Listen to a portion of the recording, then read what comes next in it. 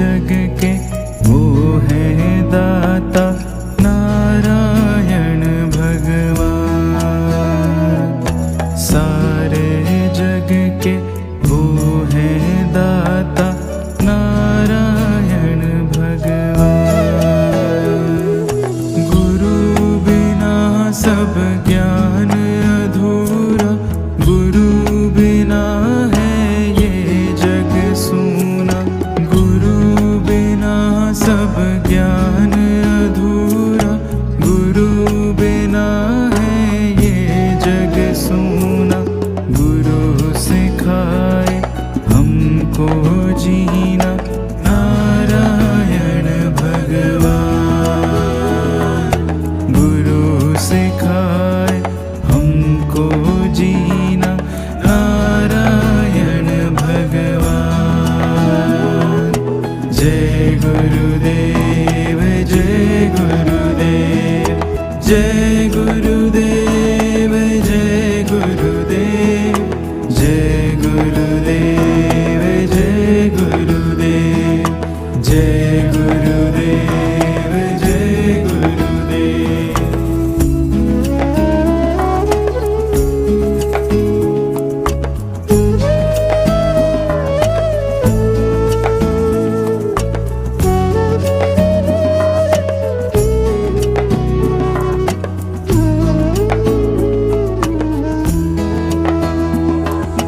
तुम्ही हो संध्या भोर, तुम्ही हो हर आशा का छोर, तुम्ही हो। तुम्ही हो संध्या भोर, तुम्ही हो हर आशा का छोर, तुम्ही हो। तुम्ही से जीवन आगे बढ़ता नारायण भगवान। तुम्ही हो ब्रह्मा, तुम्ही हो विष्णु नारायण भगवान। जय गुरुदेव जय गुरुदेव, जय गुरुदेव जय गुरुदेव, जय गुरुदेव।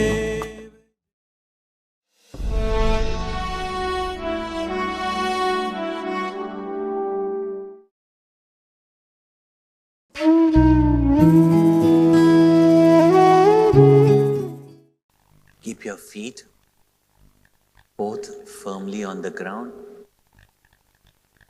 I'm speaking softly now, I'll speak louder, so don't worry.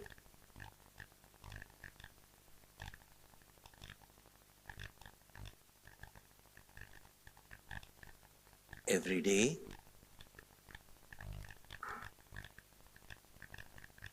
I have to announce switch off, not silent, off your mobile phones.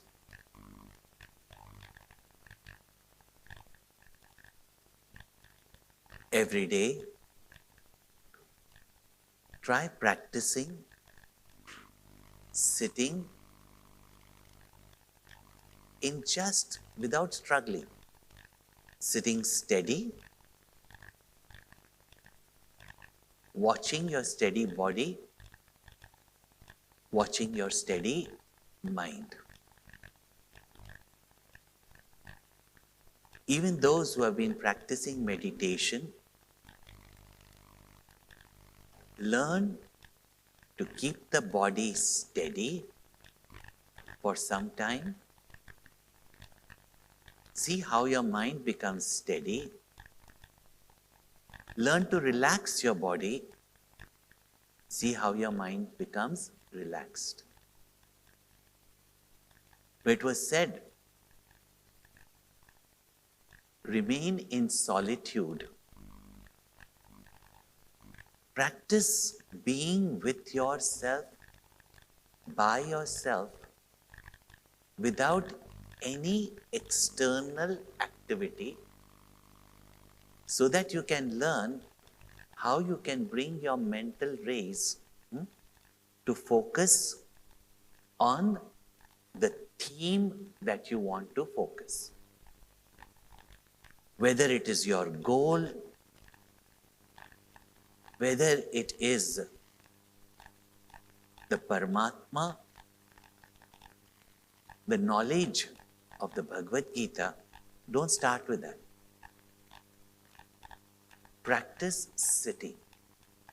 And in quietude, when you reflect on what you have heard, what you have read, even what you have understood, it penetrates your deeper levels of your mind. So 13th chapter has come after teaching Arjuna not only the preparation for meditation, but also the art of contemplation in the 8th chapter of the Bhagavad Gita. Practice this regularly. Spend time with yourself. Then this knowledge is not only easily understood, but you can see, realize, because it is not something far away. It is your own true nature. So now we will chant Om, Shanti Path. Okay. Close your eyes gently.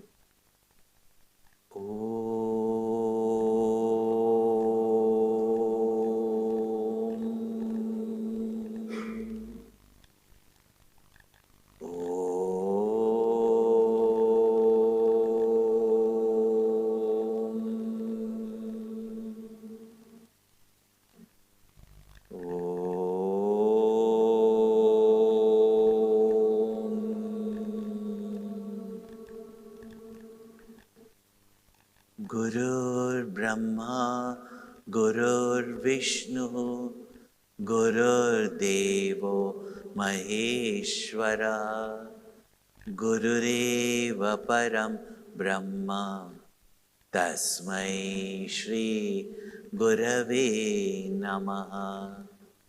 Chinmayam Vyapiyat Sarvam Trailokyam Sacharacharam Tatpadam Darshitam Yena Tasmai Shri Gurave Namaha. Om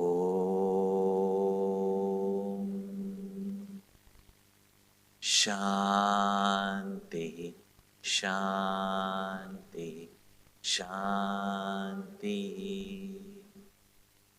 Vasudeva Sutam Devam Kamsachanura Mardanam Devaki Paramanandam Krishnam Vande Jagadgurum.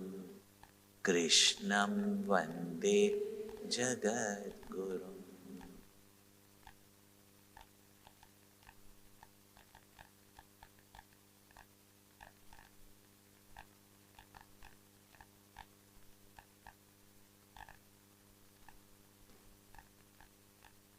Shri Krishna has answered Arjuna's question, and through different methods, the infinite self, the Paramatma, is revealed.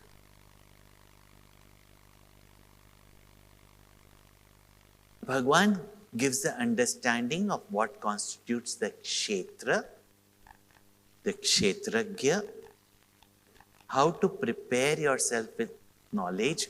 Please read that portion again and again, which we did in the second class, and try to cultivate those. Then he went to explain what is to be known, geyam. And that he revealed the true nature of your own higher self. Call it the nature of God. Call it the nature of your higher self. And yesterday we have seen that. But if our mind is tuned, really speaking, as it is explained, you can see it there and then.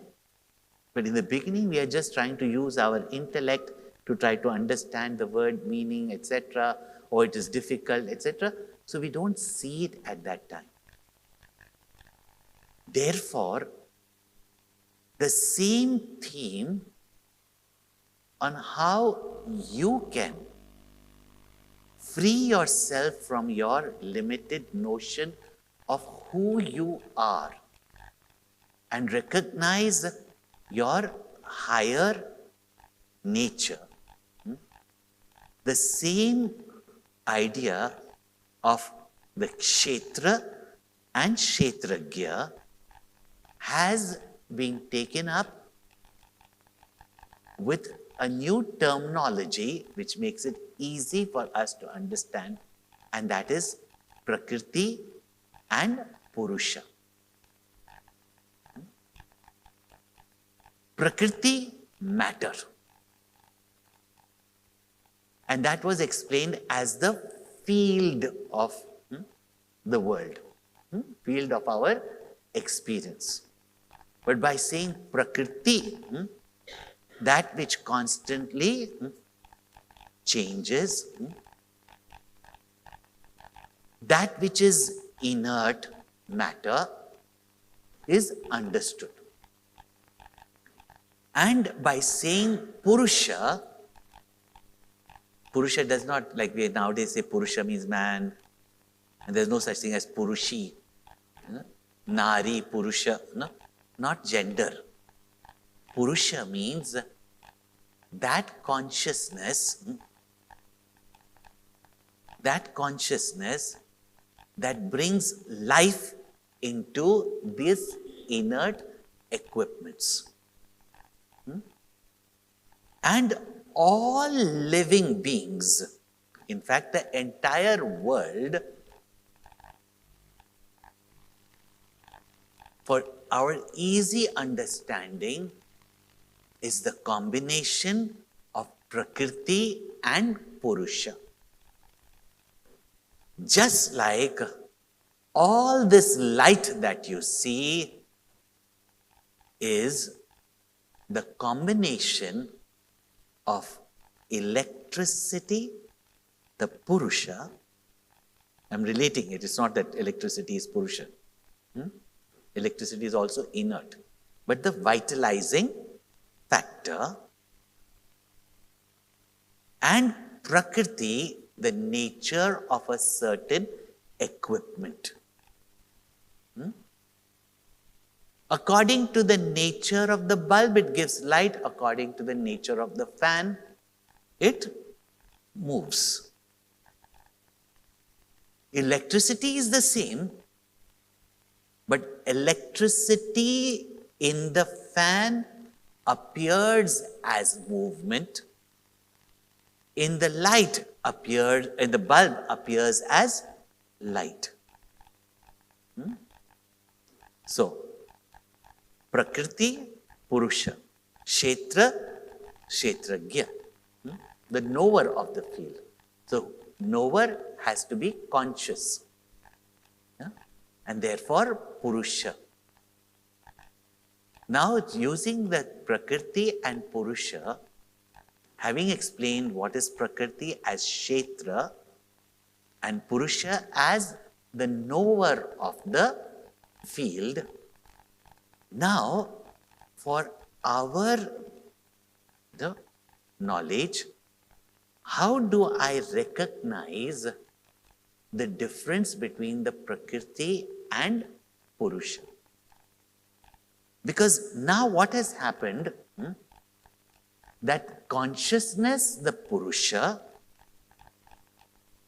identified with the body, mind and intellect, becomes the perceiver, feeler and thinker. And according to the equipment, the Purusha in each one appears as different, like electricity in the bulb, electricity in the... And because the two are identified together, we do not see the distinction between the Purusha and the Prakriti. So in us, at this moment, what is the functions of Prakriti and what is the presence of the Purusha? We have to recognize, and through this viveka, through this discrimination, you have to, in your understanding and knowledge, learn to separate the Purusha from the Prakriti. Because the confusion is not physical. It is due to ignorance and our misconception. You have to separate the two. Otherwise, what do I consider myself to be? This conscious being who is changing, who is born, who is dying, who is becoming old. Yeah? And as Kshetra, even joy and sorrow is only functions of the mind. And I identify with it and say, I am happy, I am miserable, I am hungry, no? I am hurt. So is I, the conscious being, the consciousness hurt? Or are this all Prakriti or matter? Clear? Now, if this is what you've understood, then these verses will become clear. So they are meant for our inquiry to be able to, within ourselves, separate. Separate doesn't mean that you will suddenly not have a body. Oh, I separated the Purusha from my Prakriti, now what? I'm dead. The properties of Prakriti will not affect you. The limitations of Prakriti will not affect you. Easy for us to understand that now you are confused and think that my car is me. And therefore, without car, you are bekar. Yeah?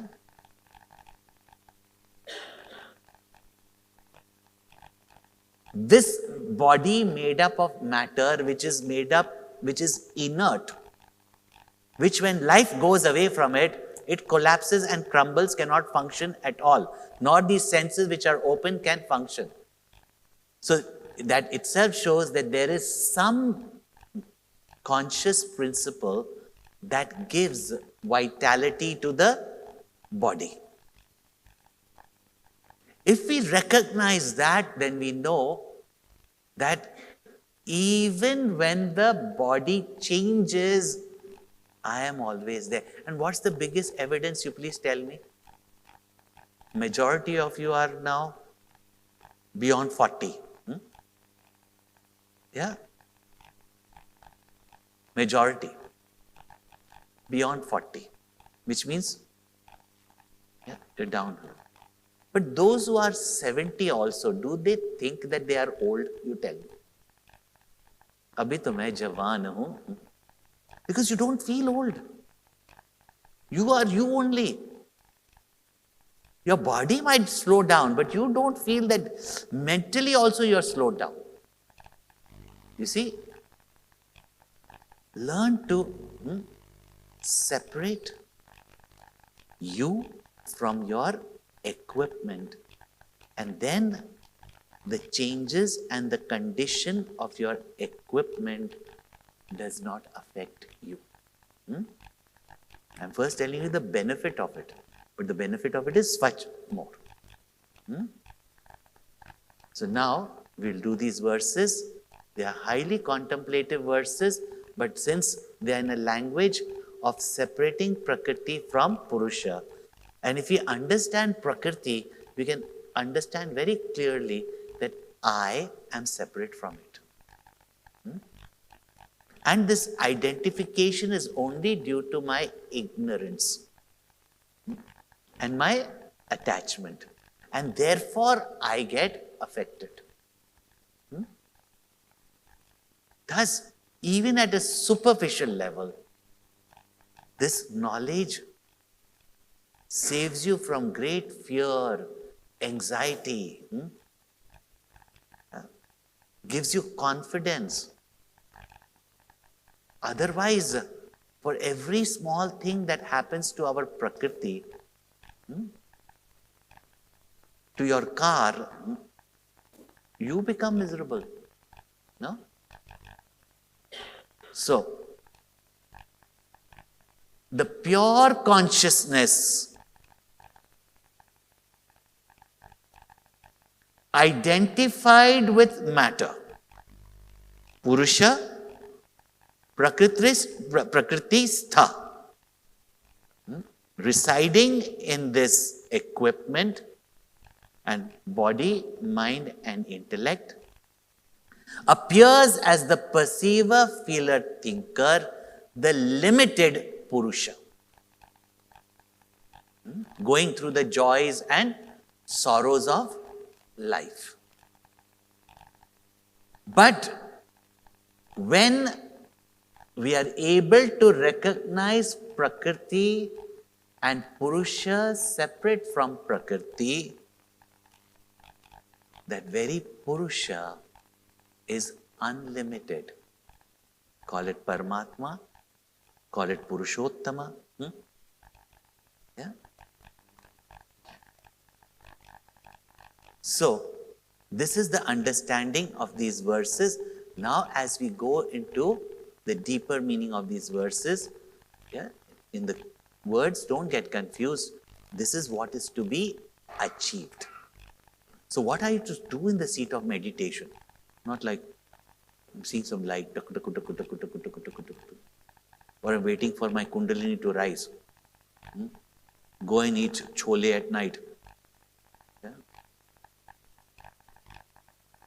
Gas will rise, Kundalini will rise. Yeah? It's a good feeling also, That is not spiritual progress. To be separate, to be able to separate the Prakriti from Purusha. And this separation is not physical, because the identification is only mental. To be able to see the clear distinction is these verses. So, this is what you have to do in the seat of meditation. Okay? Prakritim purusham chaiva vidyanadi ubhavapi vikaramscha gunamschaiva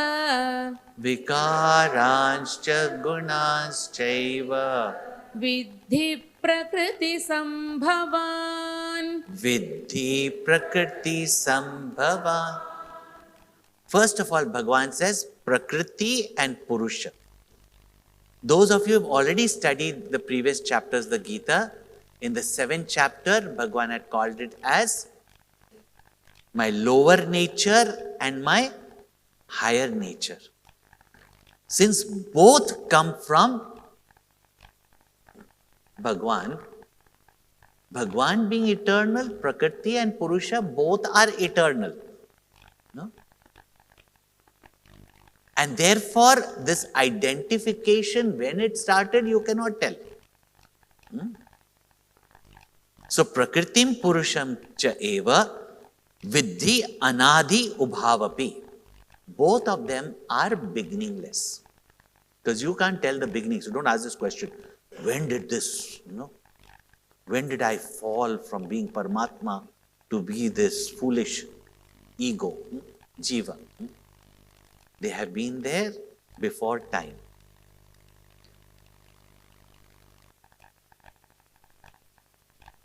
And only thing is, vikaran gunancha eva vidhi prakriti sambhavan.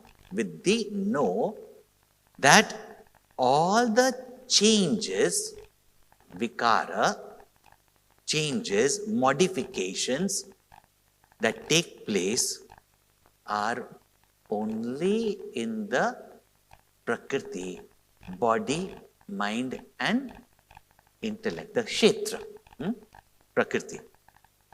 Vasanas, body, mind, intellect, the world of objects, emotions and thoughts. But identified with it, the perceiver, feeler, doer, thinker, enjoyer thinks that I am turning old, I am changing, yeah, I have to change, I have to do. All this because of the identification with Prakriti, the lower nature, the changing nature. And gunas. Gunas means the qualities, guna means the moods of the mind. They also constantly change, isn't it? So all our qualities, you're a good person or a bad person, you are a focused person or an unfocused person, yeah? These all belong to Prakriti. Mind is also Kshetra, Prakriti. No? So your qualities, your moods, and all the modification changes, whether they are the thoughts, the feelings, or even the body. And therefore, the perception, feeling, and thinking also changes. So it looks like I am changing. But you cannot perceive, feel, think, because body by itself cannot perceive, mind by itself cannot feel, intellect by itself cannot think. It is only when the Purusha is identified with Prakriti, etc., becomes this living entity, who we also call as Purusha, the Jiva. So Bhagavan says, understand that all changes, even in your mind, your moods, all that changes is Prakriti. But to recognize change, has there not to be a changeless seer?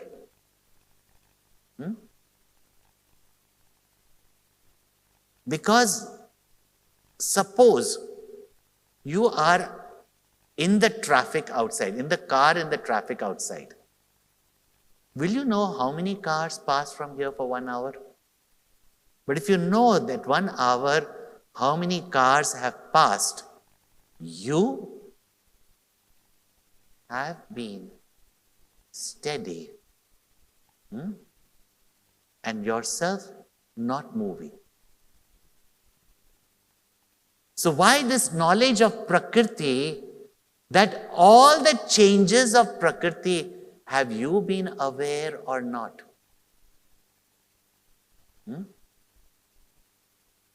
That you, who is conscious even of the changing moods of your mind, is the Purusha. Right?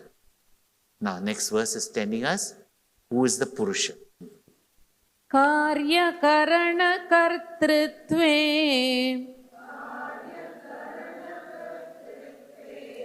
हेतुः प्रकृतिरुच्यते पुरुषः सुखदुःखानां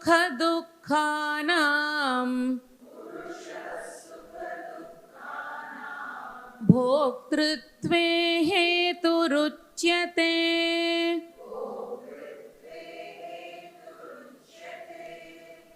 Now, karya karana kartatve. In the production of cause and effect. The cause has to modify to create the effect. So represents change. Right? For example, for milk to create curds, it has to change. So this whole cause, effect, action, reaction, all these things, even actions, all modification happen in the equipments. All the changes, thoughts, etc. happen in the equipments. However, Purusha, here Purusha means the conscious, perceiver, feeler, thinker, Sukha Dukkhanam Bhoktrutve Hetu Uchyate. For you to experience, know Sukha, Dukkha, etc., Purusha is the cause. And this combination becomes the living perceiver, feeler, thinker. And that's called as the knower of the field, the experiencer of the field. So, the change is in Prakriti, but to experience the change and its reactions, cause and effect, Purusha is the means to know. Basically, simple is that whatever changes takes place, the knower is the Purusha, the experiencer is the Purusha. This is relative, but it is the Purusha. So therefore, the one who is the enjoyer of joy, sorrow, pleasure, pain, an inert object does it, I can hit it, it's not going to hit me back. Until and unless there is the conscious principle expressing through it. So, the table can't say, I experience pain. But if I hit you, ouch. Even though lovingly, tap, ouch. Who is the one who experiences it? The knower. So that is the Purusha. But this is still Purusha Prakristha. Krishna is going to use that term himself. Now he goes to say, Purusha Prakristho hi Bhungte Prakritijan Gunan Karanam Gunasangosya Sadasadyoni Janmasu. So Purusha Prakristha. Purusha as though lying, living in these equipments at a level. For example, you alone living at home. When you wear your suit and go to the office, you are Purusha Offistaha. And what do you become then? An officer. When you have a wife, you are Purusha Husbandstha. You get the point? When do you become Grahastha? When you live in the house and hold the house as my house. See, I also stay in houses, but I'm not a Grahastha. Grahastha doesn't mean a married person. One who resides in the house then has got all the responsibilities of the house, the worries of the house. The plumbing is not working. The shower is throwing water here, there, everywhere. Yeah. I am leaving day after tomorrow. Am I worried? But those who are in the house have to worry. This is called as grasta. Purusha prakritis tha. Bhungte prakriti jan gunan. Enjoys the gunas of prakriti, the qualities of prakriti, of matter. So prakriti, matter. Purusha, I didn't use the word spirit because nowadays spirit means something else, But the spirit. Electricity, though electricity is not consciousness, power is not conscious, both are inert. But electricity, bulbastha, becomes dark light, red light, yellow light, blue light. Get the point? Electricity, fanstha, becomes fast, slow movement. No? And therefore enjoys means enjoys and suffers the qualities of Prakriti. Some qualities we like, some qualities we don't like. Some moods also make us happy, some moods don't make us happy. No? Even some knowledge makes us happy, some knowledge doesn't make us happy. Yeah? Knowledge that your son has just proposed to a girl of your liking makes you very happy. Yeah? But knowledge that he has proposed to someone whom you would never want, sorrow. Qualities of Prakriti. Karanam guna sangosya sadasad yoni sadasad yoni janmasu. And because of one's attachment to the properties, to the gunas, to the moods, the temperament, and therefore the vasanas, guna also vasanas, your value system, your belief systems, your likes, dislikes, etc., identifying with Prakriti, then is born in different types of yoni. Womb means different types of birth. Yeah? Very optimistic to think. There are people going around, Hare, once you're born as human being, you're always born as a human being. Hare, what, we were all created as human beings?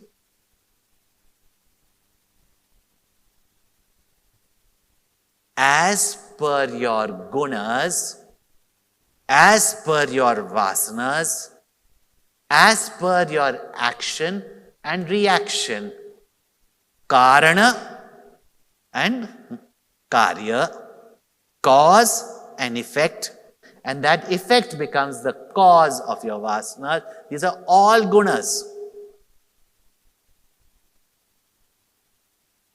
And according to your identification with these karma and vasanas, you are born into different wombs, different births. Gurudev used to explain very beautifully. He says, if in this human life you want to just eat and sleep, and why not? Yeah?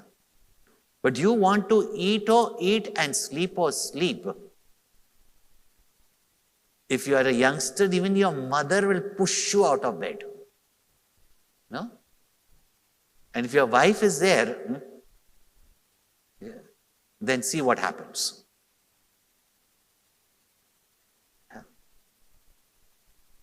So, if you go with those vasanas, where is those vasanas going to get fulfilled?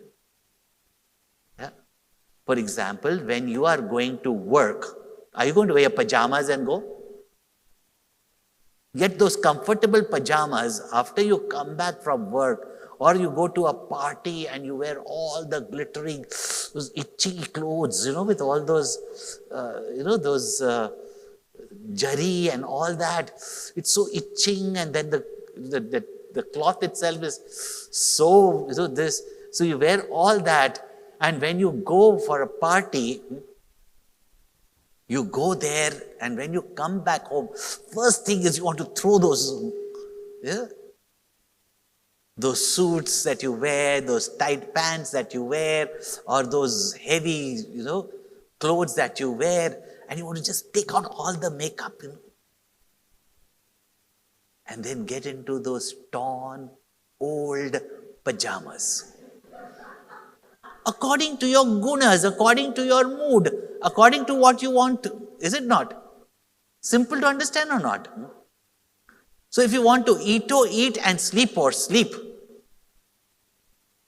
and then otherwise they will even look at you and say, oh, you're becoming very healthy.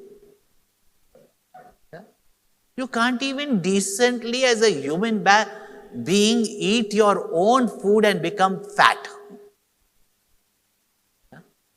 What's wrong with that, But as human beings, should go to a dietitian, must go and exercise. So much struggle. Just eat less, But no, I want to eat and I want to sleep. So what form are you going to get? Tell me. Even in this life, what to talk about afterlife? So next life, where would your desire, gunas, desires, be most fulfilled? By becoming Mr. or Mrs. Pig. No? Pig is very happy. You look at it and say, yeah?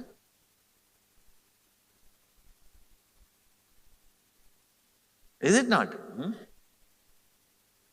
Because the fatter you get, the owner gives you a nice pat on the back, because that much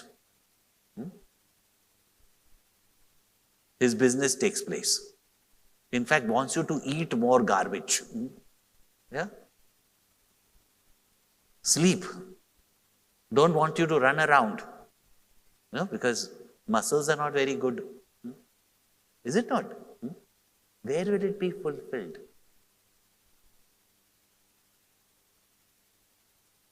You know what?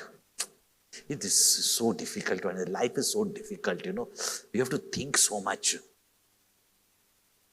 Why not easy? Just get food and don't think. So next life, which life would it be? Where would you be happy? Tell me. Donkey's life. And you don't feel so miserable, but that's what you want. Is it not? But our thing is, I want to eat the cake and have it too.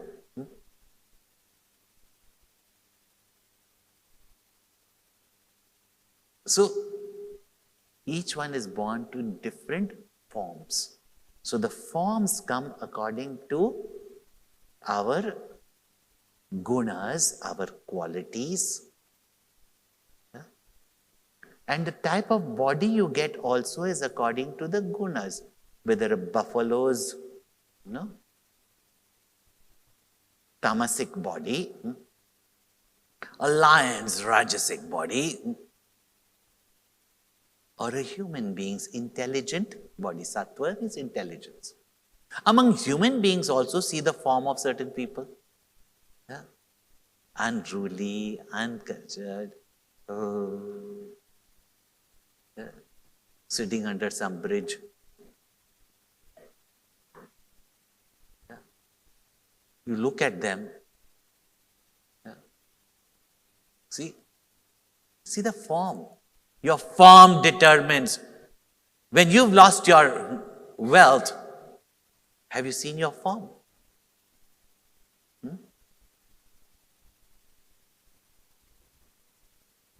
And then one who's earned a lot of wealth, have you seen their form? See, even in this life itself, your prakriti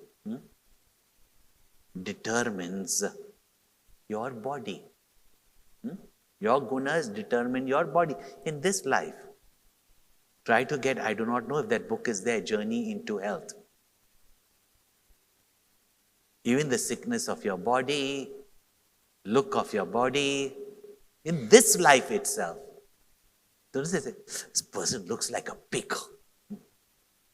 I better be careful. I think here you're not allowed to use that word.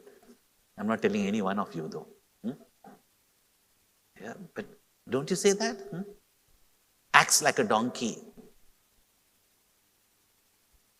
So the form that you get is according to your gunas.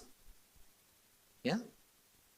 And therefore, when it is said, Sat Asat Yoni Janmasu, Sat means sattvic, which means intelligent forms.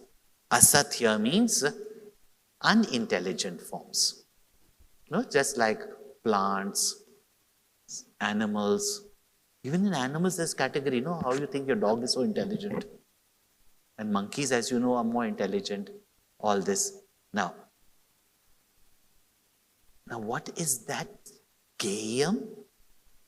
Who is that pure Purusha? What is the nature of the pure Purusha? Purusha that is identified with the mind and intellect goes to different bodies, who becomes a perceiver, feeler, thinker, the Jiva. But the Purusha on his own, how is it recognized now in your equipment? He says, Upadrashtanumanta cha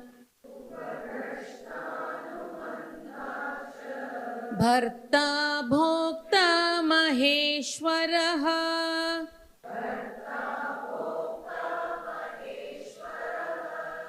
Paramatmeti chapyuktaha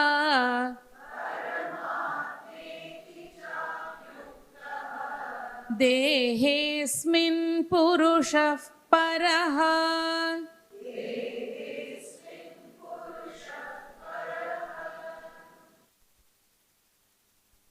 That Paraha Purushaha, that's supreme. And supreme is said, there are no two Purushas. Minor Purusha, major Purusha. Lower Purusha, higher Purusha. That's the language going to be used in the 15th chapter of the Gita. Purusha Prakriti Sthaha is this me, this Jiva, the lower Purusha. But the supreme Purusha is Upadrashta, is a mere spectator, a mere seer. Anumanta, in whose presence, as though given permission to act. No? Bharta, the supporter, without which nothing can exist. Bhokta, the enjoyer. Maheshwaraha, the great Lord, the supreme Lord of the universe also, is that Purusha only. And Paramatma iticha api uktaha. and also known as Paramatma, different names, And it is that Paramatma only, Dehe Asmin Purusha Paraha. That in this body, that Supreme Purusha resides. Now, if you hear Gurudev's explanation, and please go on ChinmayaChannel and on Chinmaya Clicks. Chinmaya's channel subscription is free. Chinmaya YouTube channel, please go on it. Subscribe, it is free. There's also an app 365, Gita 365, those who are into apps. Puja Gurudev's talks in small capsules are sent to you. But this particular verse, how he dramatizes, that if you say Maheshwara, who is God in you, who, because of whom everything functions, and what is the role of the God in you? And he dramatized this, and he says that whenever any actions you do, without the presence of that consciousness, Purusha, God, no action can happen.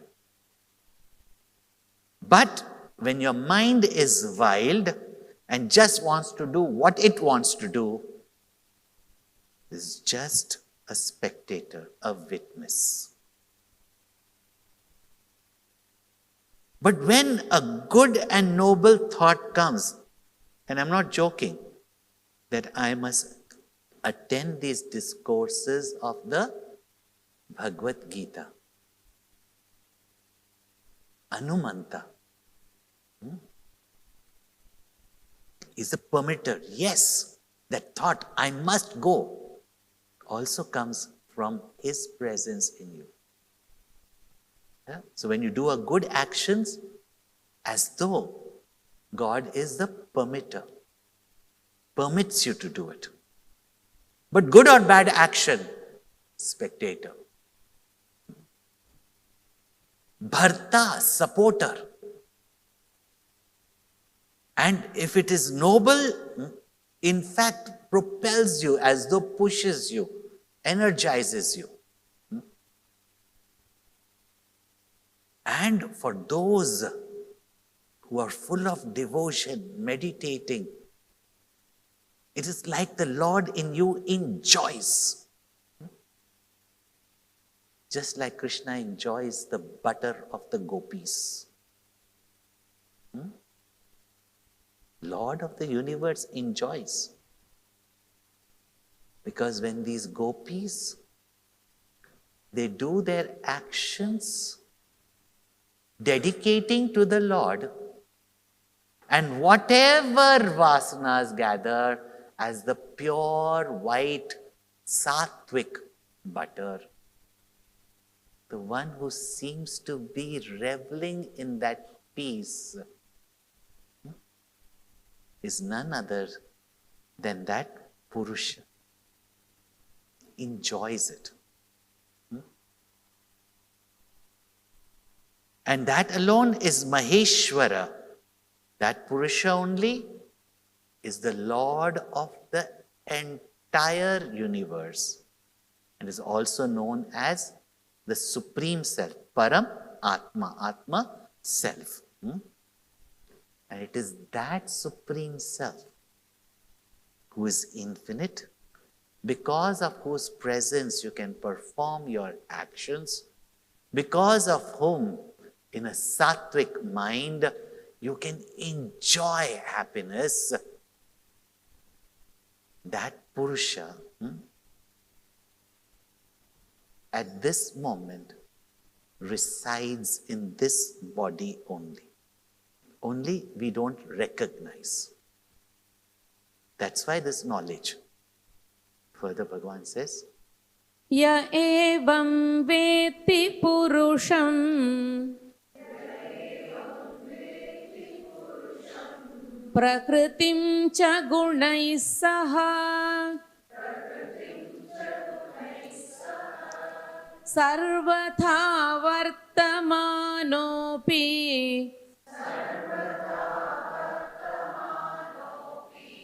न स भूयोऽभिजायते.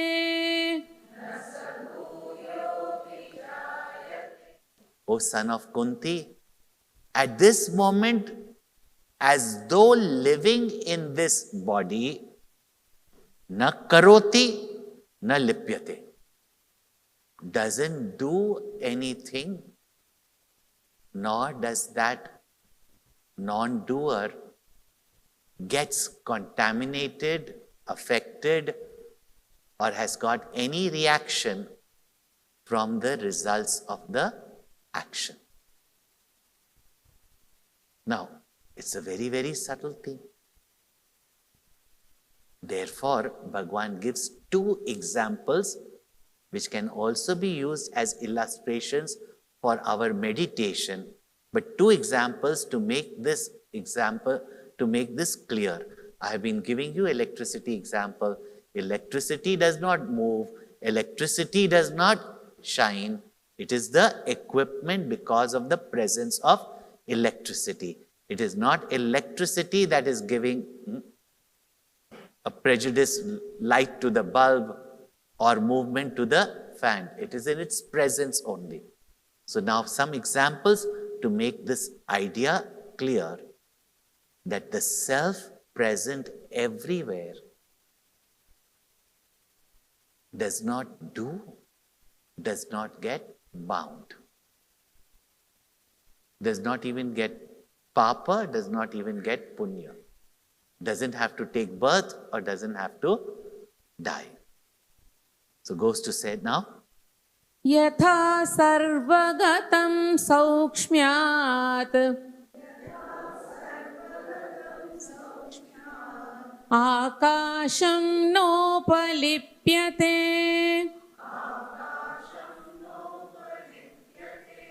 सर्वत्रावस्थितो देहे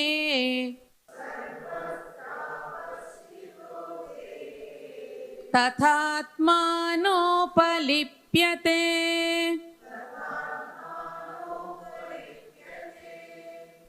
and here giving a comparison with space. Space itself is subtle. Many people don't even understand space. But you definitely recognize your space. Yeah? Your bedroom space. Now children will say, give me my space. Now in the bathroom also there is his space and her space. Yeah? The conditioned space we understand, don't we?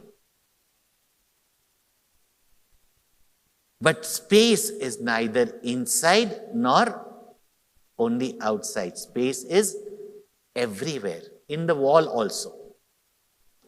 So, yatha sarvagatam saukshmyad akasham nopalipyate.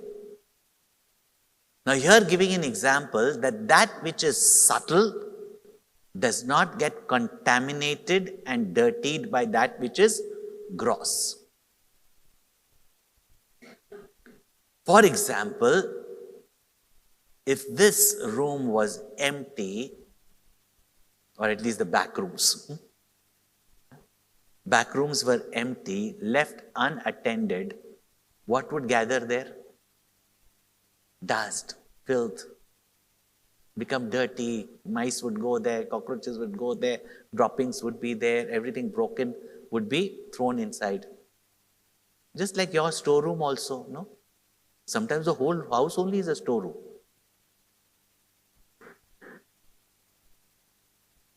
Now, when you walk into the space of that room, you will say this room is so dirty.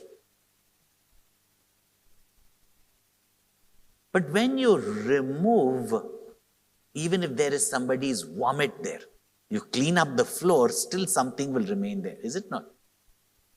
But does the space which is so subtle get contaminated by the garbage that is there or the vomit that is there?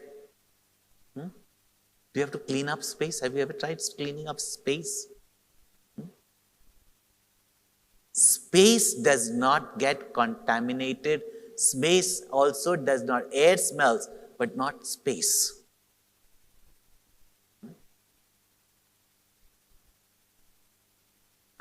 Dust may come in space, and once it settles down, space remains as pure as before.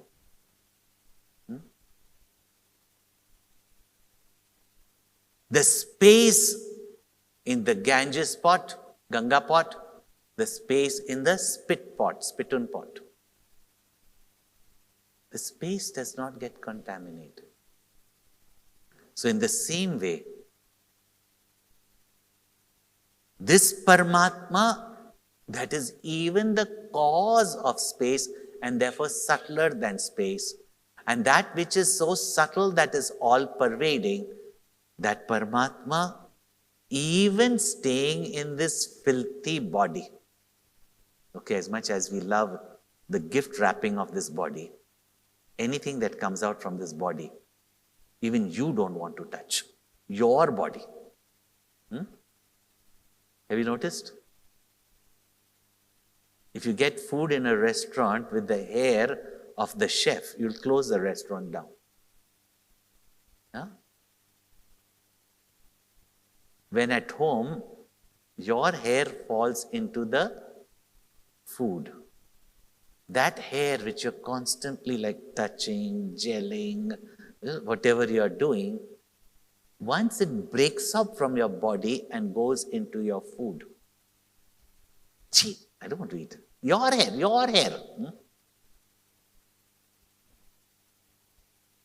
You will not eat it.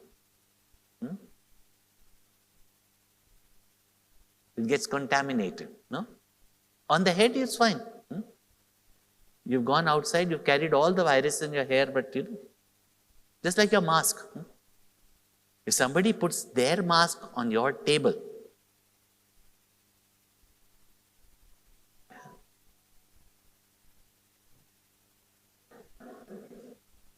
if it is your phone, you don't get affected, right? Everybody else gets affected. They'll give you the stares. Enjoy it. तो यथा सर्वगतम सौक्ष्म्यात् आकाशम न उपलिप्यते सर्वत अवस्थितः देहे. This self residing in this dirty, filthy, gift-wrapped body. The moment even the skin is slightly peeled, what inside you don't like, is it not?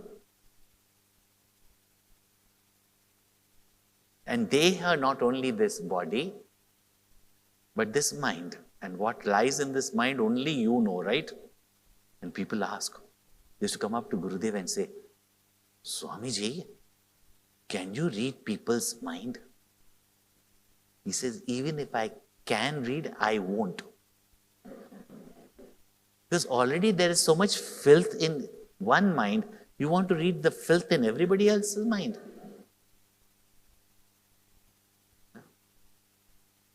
But the Atma residing in every body does not get contaminated. Just like the space in the garbage can and the space outside does not get contaminated. So the self living in this body does not get contaminated. What gets contaminated is the body, which is limited. Another example to show, but at least when the room is dirty, the space appears to be dirty. So another example to show how the self, which is the knower, the illuminator, does not get contaminated. And Bhagavan says, Yatha prakashayat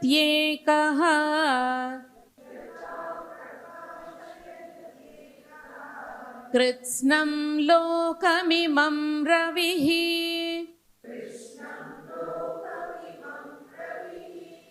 क्षेत्रं क्षेत्री तथा कृत्स्नं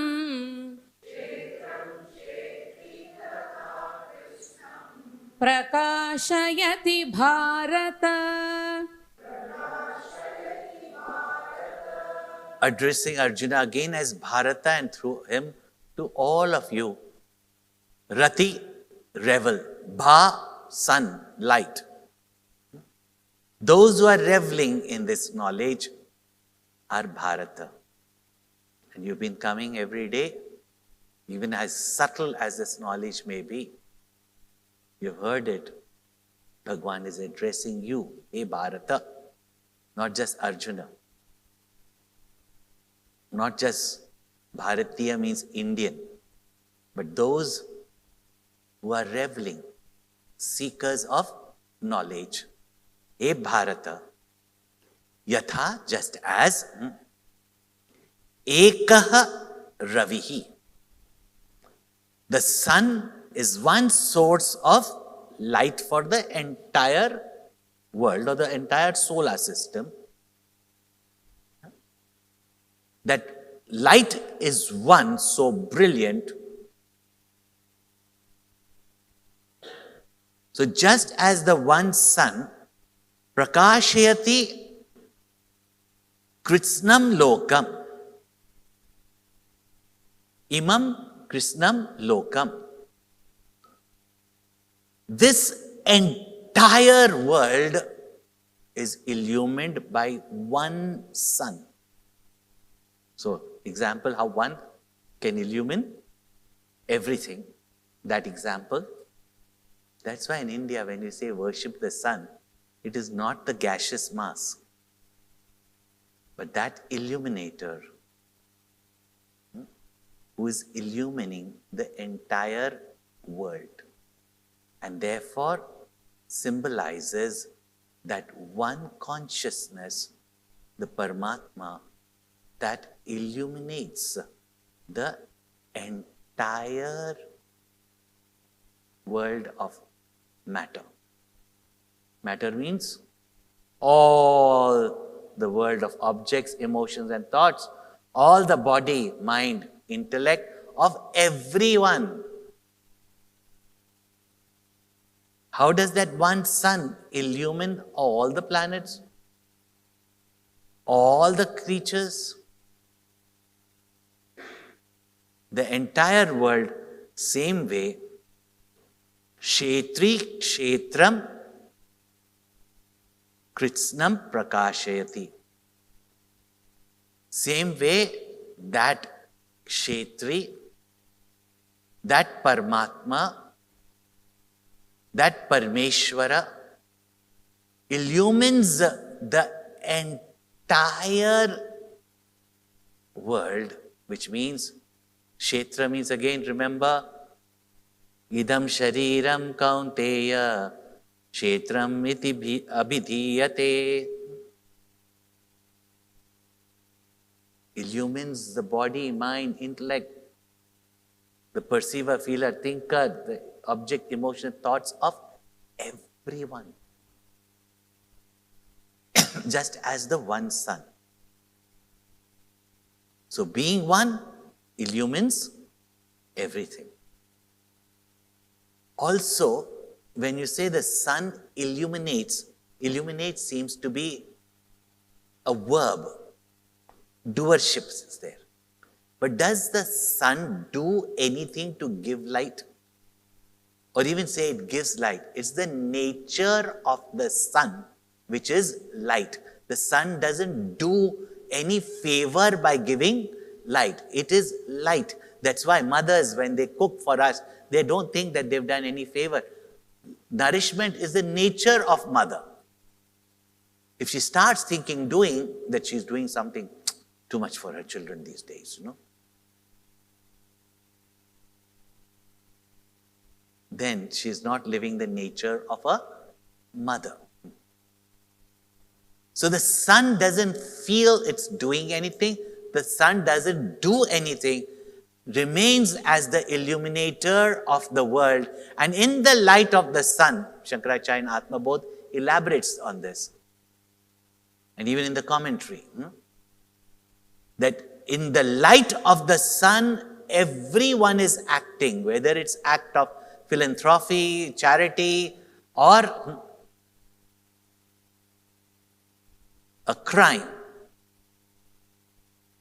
It happens in the light of the sun, but the sun is not responsible for it, nor the sun claims any doership, nor the sun can be blamed. Otherwise, everybody will say, if the sun was not there, I couldn't commit the crime. I wouldn't have the energy to commit the crime.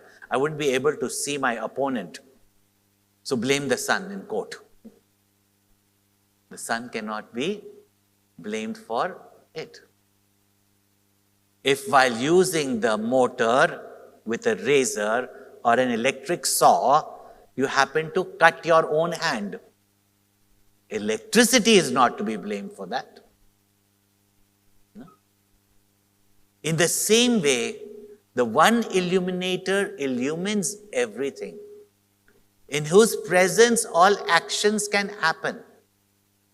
But neither there is doership, neither there is any attachment to the results or any enjoyership, suffership, etc.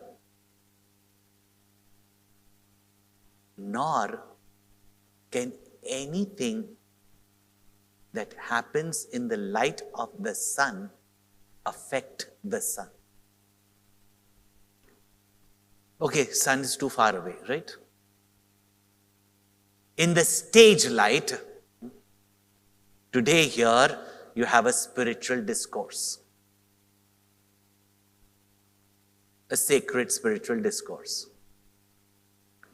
Tomorrow, you may have a classical dance. Next day, you could have Macbeth, Shakespeare drama, murder, treason, all in the light of this bulb. Or, who knows, people come on the stage and start fighting with each other, and blood spreads on the stage. Does the illuminator get contaminated by the illumined? So if you say that you have a very dirty mind, filthy, vulgar mind, who is illumining those vulgar thoughts? The illuminator is not affected by the illumined.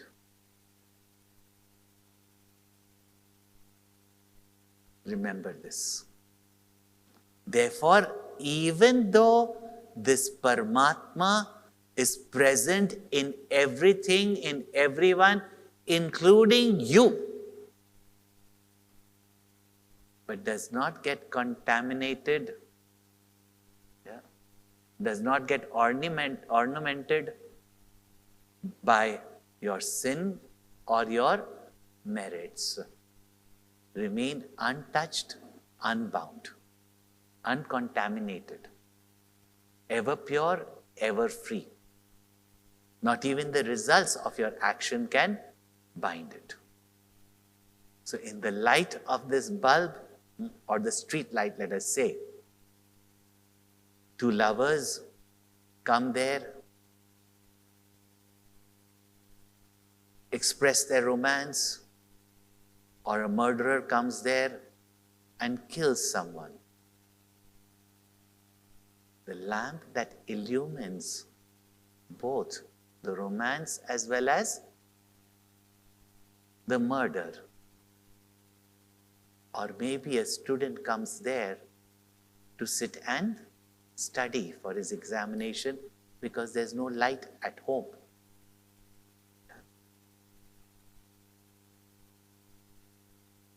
Or a sage comes there and meditates. The illuminator of all this that comes and goes, that Kshetri, the illuminator of all Kshetra, that Lord who's the illuminator of all the field of action, that Paramatma which is the consciousness that is aware of all matter, gross as well as subtle, body as well as the emotions and the mind and intellect, that Lord does not get contaminated. That's why it is said, Aneka Janma Samprapta Karma Bandha Vidahine Atma Jnana Pradhanina Tasmai Shri Gurave Namah. To that Shri Guru I bow, who by giving me the knowledge of myself, which is neither the doer nor the sufferer, and therefore free from the results of actions of countless lifetimes. In the dream, you may have committed any amount of crime, in the dream. But once you wake up, when the dream ego, dream identity is dead, the dream person can be caught by the dream police. But the waker is free from whatever has happened in the dream. Whether he became rich in the dream, or whether he went through bankruptcy in the dream, whether he got married in the dream, or whether he murdered in the dream, when he wakes up, the waker, is free from the dream. So this is the freedom we discover when we recognize that I am not that Purusha Prakristha, identified with the body, mind and intellect. I become the perceiver, feeler, thinker, doer, enjoyer, sufferer, born, dying, etc. But when I know the self which is beginningless, all-pervading, present in everyone, ever the illuminator of my thoughts, my body, mind and intellect, even the illuminator of the good, bad and ugly actions, the doer, that person, that self is ever free. Now, therefore, the concluding verse now. Kshetra kshetrajnayorevam antaram jnana chakshusha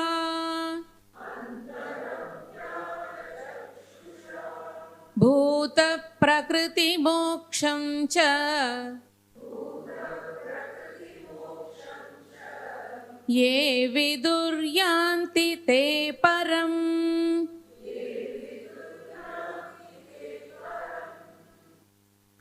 Now, something that, so far all this, this field of action, knowledge, there's nothing mystical about this, The Swami came, didn't show any miracle. Yeah. There's no mystical, something that I don't see and then, Kundalini rising, etc. Never spoke about anything like the third eye opening. So Krishna kind of knows that will be. Or there'll be sincere seekers who will think that at this moment, I think it is the mind and the intellect that feels and knows. And here the scriptures are saying that there's the seer of the mind and intellect. How can I see the seer of the mind and intellect, because mind and intellect cannot see it. So Bhagavan says, Kshetra Kshetragyo Evam Antaram. In this manner, how can you see the difference between the field and the knower of the field? He says, Jnana Chakshusha. It is known through Jnana Chakshu, the eye of knowledge. And that's what people call as the third eye. And then Lord Shiva has the third eye. And Guru can open our third eye. And where is Guru's third eye? Must be hidden. Must have done some plastic surgery to hide it. Otherwise people think monster. The very word is Jnana Chakshu. Knowledge itself is the eye with which we see. To gain this knowledge, it cannot be just by feeling, not by thinking. But when the mind and intellect is integrated, there develops a capacity to know beyond the known.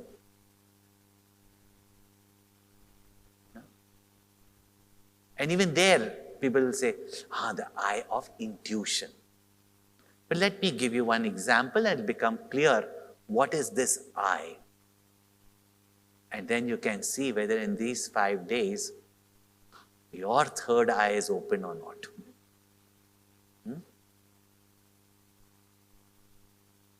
What is the color of the sky? What is the color of the sky? In Langkawi, blue. In Kuala Lumpur, grey. In last few days, so it has been grey only. Now, is the color of the sky blue or grey? Of course. Your pashyati sa pashyati. I see it is blue. I see it is grey. That's why I say those who believe what they see are pashus. Pashu, animal.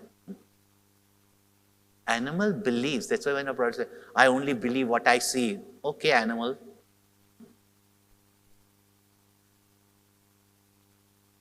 With what eye do you see that the blue sky that you see with your physical blue eyes, physical eyes, is not blue?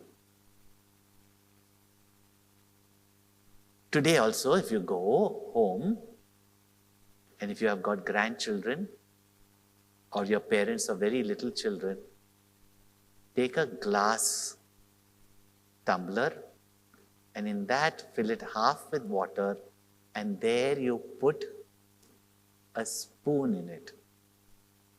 Your eyes will see it bend. Spoon bent. And you can show magic to your grandchild. But nowadays, even at 3, they can Google and find out. Grandpa touches it and just lifts it up and becomes straight. After you played this game for quite some time, you realize that the spoon, because of the refraction of light in 2 different medium of different density, this is science. With the knowledge, even though my physical eyes show me the spoon is bent, I know the spoon is not bent. This is called as the eye of knowledge. So those who have heard this knowledge in a prepared intellect by the Guru from the scriptures, then with that knowledge, when you view yourself and you view the world,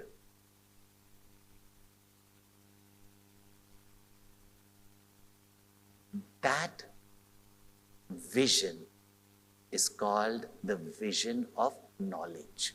Jnana Chakshu.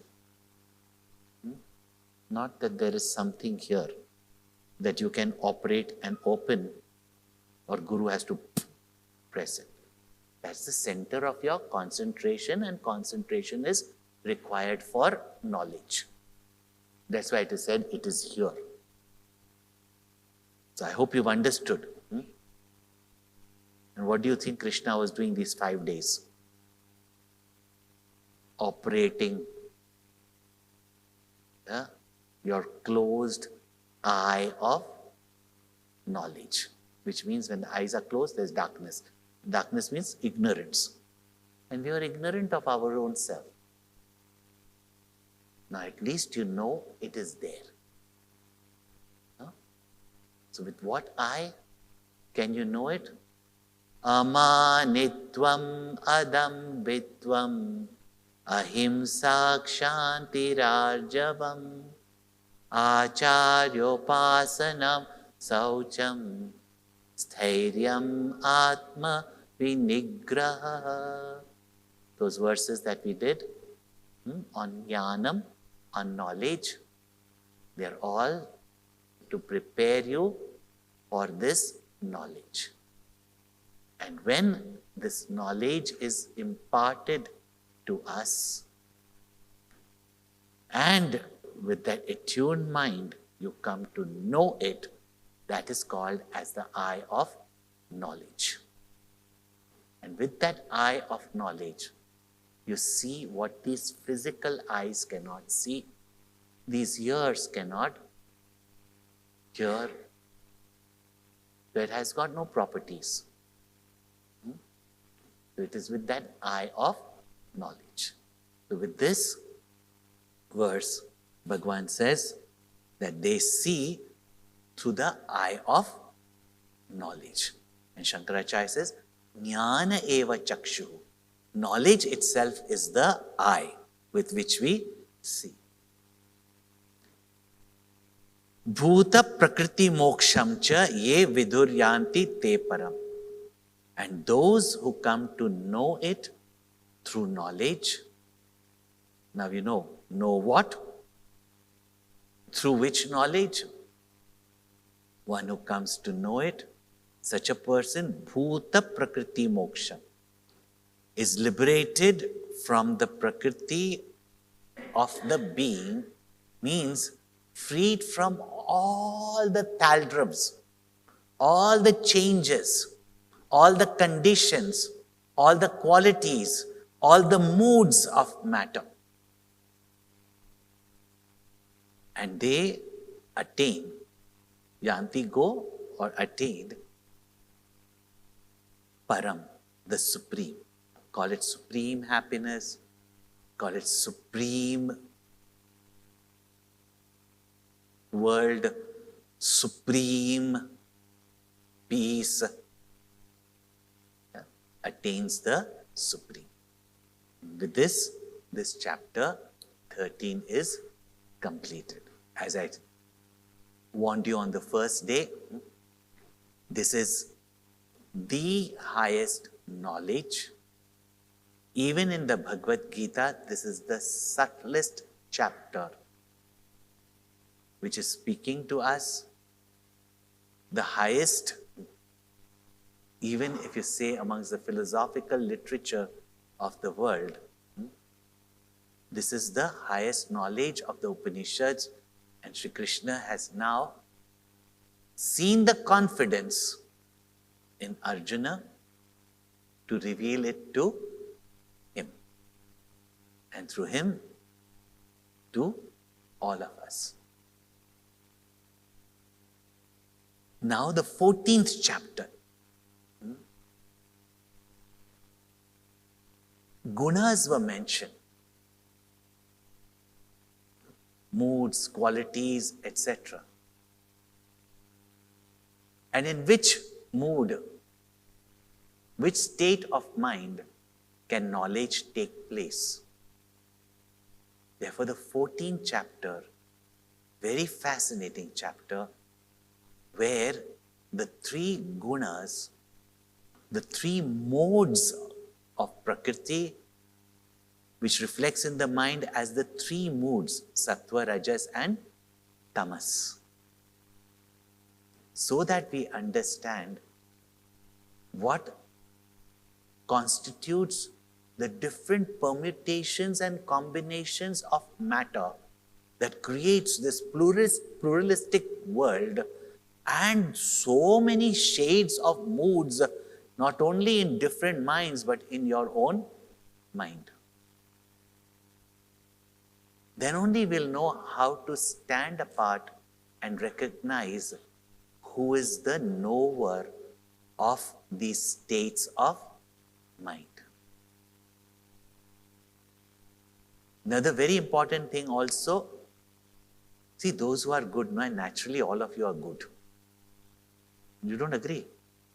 I know you like to say like Michael Jackson, I'm bad, but if you're not good, you wouldn't be here.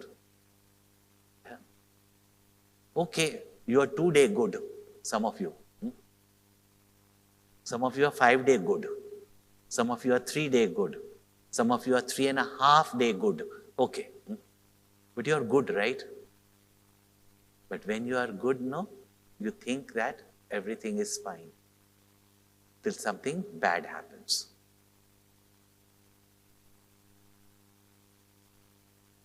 Therefore, get out of the mind before the mood changes. It's a beautiful chapter. So whoever will come and take this chapter with you, please attend, because it will help you to see that how Prakriti has got all these moods, because of which all the differences, the varieties of differences that you see. That is the 14th chapter. So I've already publicized the 14th chapter for you, so that whenever it happens, whoever comes to take it here, you can study it thoroughly. Also, for those who have missed it, I think on ChinmayaChannel, these talks are coming every day, one day later. So yesterday's talk would be going on right now there. So you can catch up with it. You can spread the word for those who could not attend, wanted to attend, but could not attend. They can also listen to it. And there, of course, previous chapters are also there. And I'm told even simultaneously today, Gurudev's 13th chapter is also going on. No? So you can even study through that. And whether you'll know whether I bluffed or not. You can study that also. But main thing is, you've got the commentary. If you've not got the commentary, please go and get the Bhagavad Gita, the Holy Gita, which has got all the chapters, or the individual chapter of 12th and 13th chapter. Please read the commentary. At first, just like you listen for the first time, it is difficult. But read it at least. Don't need to go to any other chapter. Read this chapter with the commentary at least 13 times. Why 13 times? 13th chapter. And for us, 13 is a very sacred number, not unlucky number. Sab kuch tera, sab kuch tera. Okay? So, please read it, digest it, and what you will realize is something amazing about yourself. My gratitude first to Bhagwan, in spite of the rains, etc.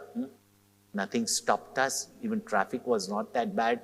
If anybody is giving that excuse, it's a bluff, right? That we could come here without any obstacles, Bhagwan's grace, Guru's grace, that such a subtle knowledge we can reflect, you can hear. So this is their blessings only, we express our gratitude to all those who have made this program possible, by giving this hall, by sponsoring those who have been serving at the bookstall. So today, do drop in, say hi to them, get something from them. There's some youngsters also standing there. And if you think this is too high, then you've got books like Life Management Techniques, how you can manage stress, how you can manage wealth, how you can manage, but in such a manner that you can learn to manage your mind. The Prasad Pustika also we are giving you is Managing the Manager. Come and take the Prasad Pustika as you offer your Guru Dakshina, whether you go on the way out or whether you come here and take the Prasad. And to all of you who have worked to make this possible, regular classes, regular satsangs will start. Please be part of it and make the best of it. Om Sarve Bhavantu Sukhinaha Sarve Santu Niramayaha Sarve Bhadrani Pashyantu Ma Kaschid Dukkha Bhag Bhavet. With wishing for all the welfare of everybody, we'll read the last Sankalpa Vakya. Om Tat Saditi. Tat Sat. Iti Srimad Bhagavad Gita Su Upanishatsu Brahma Vidyayam Yoga Shastre Shri Krishna Arjuna Samvade Kshetra Kshetrajna Vibhaga Yogo Nama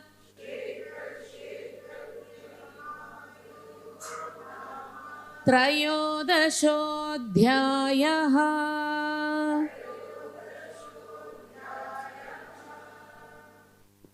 Start with the name of the Lord, chanting Om, and conclude with Om Tat Sat, three universal names of the Supreme and Divine. And the meaning of the Sankalp Vakya in every chapter we have explained, and this chapter titled as the discrimination between the field and the knower of the field is well concluded. Om Purnamada Purnamidam Purnat Purnamudachyate Purnasya Purnamadaya Purnameva Vashishyate. Om Shanti Shanti Shanti. Hari Om. Shri Gurubhyo Namaha. Hari Om.